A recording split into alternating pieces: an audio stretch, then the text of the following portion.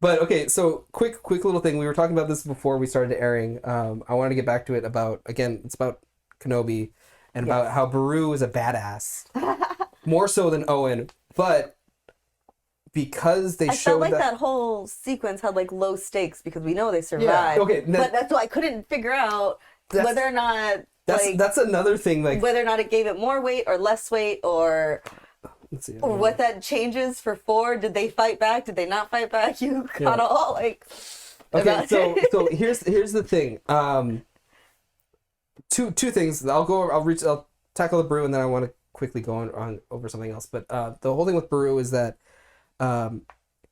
they would have fought back, but if you look at the way that they died, it's clear that the stormtroopers didn't even give them a chance. They just threw in a bomb and just fuck it.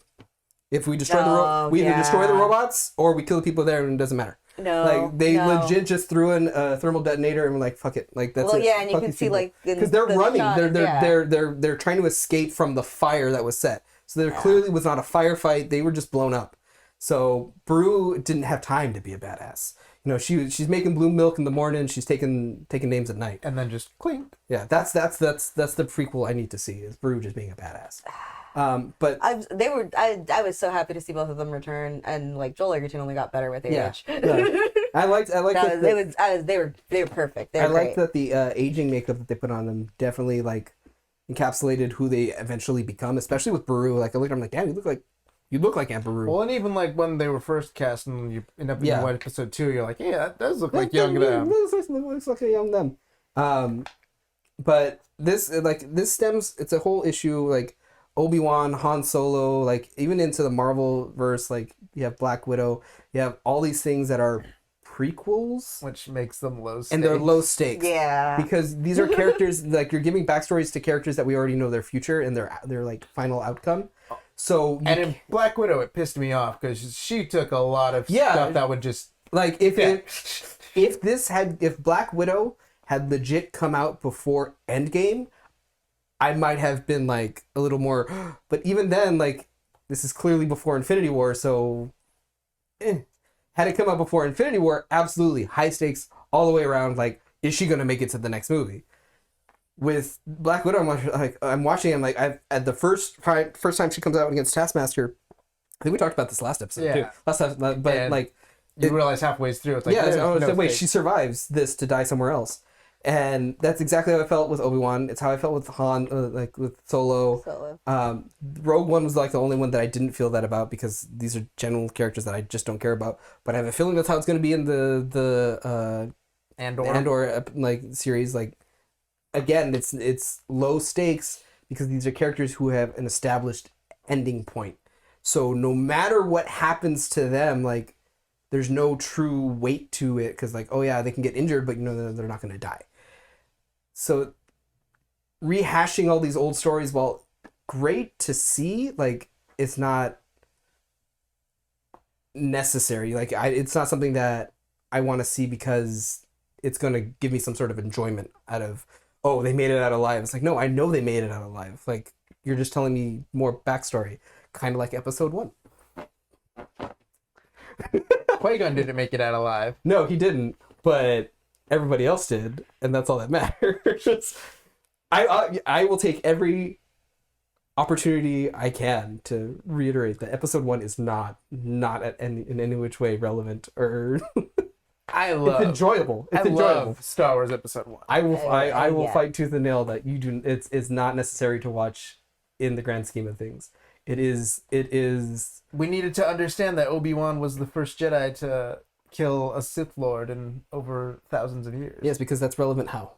Because he's a badass. Later on down the line, how is that relevant? Because to establish he's a badass. Okay, because then it's like what? It's another how many years until another Sith Lord gets killed? Okay, no. It needs to establish that how Anakin came to be with the Jedi, and how Obi-Wan came to be his master. How Anakin came to be with the Jedi isn't relevant to the downfall of Anakin Skywalker. It is. No, it's not. It very much What is relevant to the downfall of Anakin Skywalker is his emotional connection to the people he loves. So his emotional connection to his mother, which is touched in it, but if you look at episode 1, all that like even hints at it is the fact that he's taken from her. Okay, but Which again is reiterated in we episode still 2. need to also understand that Yoda's sitting there saying that a 9-year-old kid is too old to learn the trainings of a Jedi. But he is too old for religious brainwash. Well, yeah. So that's what's happening to him in the next 2 movies is he has to fight. He knows what emotions and love is, and he has to fight religious brainwash that he's had to endure for 10 years. But my argument with this is that Yoda says that in episode 2 again. Like there's nothing that isn't said that's said in episode 1 that isn't reiterated later on down the line. Like Yoda says in episode 2, like I told you he was too old. Like I mean, well, we can. This is a circular argument. The point is, the Rise of Skywalker is much worse than the Phantom Menace. No, okay. Much less necessary. Absolutely, like episode like 7, 8, 9. The more I thought about it, I was like, okay, I can explain the reasoning for 4, 5, 6. It's it has a concrete like theme and what it's trying to accomplish. 1, 2, and 3, I can also excuse. As much as I feel like 1 should be not included. It could be a different movie. It could it's 1 doesn't necessarily need to be an episode. It can be like a backstory. It's just as important to the story as like Solo is. It gives you backstory as to how certain characters met, but in the grand scheme of things, it's nothing more than a couple like one-off sentences that are being explained. Like, yeah, but the whole saga or the whole trilogy as a whole shows a purpose because it's the rise and fall of Anakin Skywalker. The original is Luke Skywalker redeeming his father and taking down the Empire. 7, 8, and 9, I don't know what those are. has no cohesion. Like there is no money. It's the story. It's the story of Rey, and that's fine. But why the story of Rey? Like what's the purpose? Like if you want money. Well, okay, obviously yes, but like from a storytelling standpoint, like if you wanted to have it be, oh, it's the next generation of Jedi, well then make more Jedi. Like why just one? Like hammer down the point that Finn is also force sensitive, that Poe is force sensitive. Got you, Oscar Isaac. Right. I could have been Poe. Yeah, I know. I heard. You see the clip. Yeah. I see So, next time we're Spanish. yes, which I sell yourself. To do yes, but again, I still blame JJ for all of that. I don't even blame Jade. I can't blame Ryan Johnson for anything. I don't blame Ryan Johnson. I don't even blame JJ. I blame Kathleen Kennedy. You blame one of the greatest movie producers in the history of cinema? Yeah, I do. With a laundry list of a bunch of other films that she's produced. Like the laundry list of all your other favorite movies? Yeah, I do. Because I'll totally give you a. Because here's the thing. What was the I think I've got a match. That one was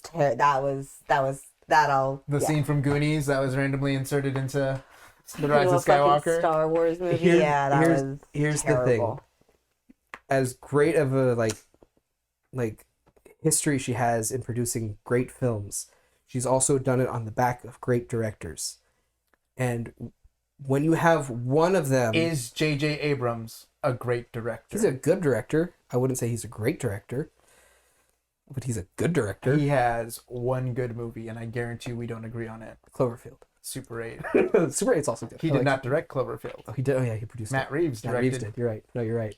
You're true. You're right. Matt Reeves is a great director. Yeah. No, okay, so the thing is, when you have power, like a power shift between the director and the producer that skews one way or the other, you're gonna get a bad film.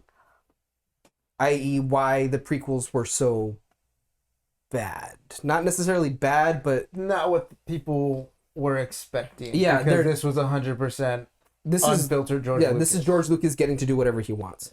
Where, yes, you get that in Star Wars, but he was a nobody. He was trying to make the best film he could with what he had. 5 and 6, you had different directors coming in. They're telling Lucas, like, this is our vision of it. And he's like, all right, fine, that fits. Like, his role was to say yes. Where with the prequels, it was other people's roles to tell him no. But because it's George Lucas, they're not going to. Yeah. They're just going to say, oh, yeah, yes, Mr. Lucas, right away. This is the one you want? Yes, Mr. Lucas, right away. And that's where you get bad films. is Kathleen Kennedy the producer for the Jurassic World movies? I'll find out for you. I wouldn't be surprised.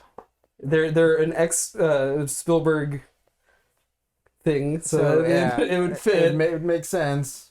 I'm sure she was probably a producer on. And so that's what I felt like what happened with the prequels is that she has this idea of where Star Wars needs to be, where it should go, and the directors just aren't telling her no. The only one who kind of did, but in a way he also just kind of went with her, was Rian Johnson. And we have... I mean, I'm on her. I'm gonna have to go down a little bit further. No, she's not responsible for any of the current Jurassic Park ones. Okay, good. That means I don't know. Maybe they might be better if she was. Honestly, I'm like she was a producer on the original trilogy, so honestly, because on the original trilogy. Actually, you know what? I can't confirm it's the trilogy. Yeah, no, it was 1, 2, and 3 for Jurassic Park. Yeah, she hasn't touched Jurassic World. Yeah, because she didn't direct, or Spielberg directed 1 and 2, but he didn't direct 3. And you could argue that's why 3 had failing quality. Like, it's when you have a good producer and a okay director, like if they're not on the same power level, I can't even explain like what it is, but like if they're not coming at it the same way, trying to make the best movie possible, like there's just a dynamic shift. Like it just doesn't come out well. Because you're going to get someone who's trying to overproduce a movie, or you get someone like, if you have a producer who's like, oh yeah, just do what you want. You have the director who's kind of making it too artsy, not necessarily artsy, but it's too like, it's not enjoyable enough as a film as a whole. It's trying to convey a message rather than tell a story. And which boils down to a simple problem that I have with each of them. Mostly The Force Awakens, which is The Force Awakens was made as a setup movie. Yeah, absolutely. Not as a one-off story. No, it was made to set up for... Which every Star Wars movie should just be a one-off story. But okay... Or it should seem like a one-off story that follows, because it should be a self-contained story. I guess that's the better way to put it. But I mean, you look at the other trilogy, like... Episode 4 was designed that way because it needed to be. There's no say that it was going to be... there's going to be another film. 4 or 5 does set up for 6 a little bit, but you're right, it is a little bit more autonomous. Where you have the prequel trilogies, those ones are completely set up with the exception of episode 1. They set up the next episode, but in the sense that it's all leading to a final destination point.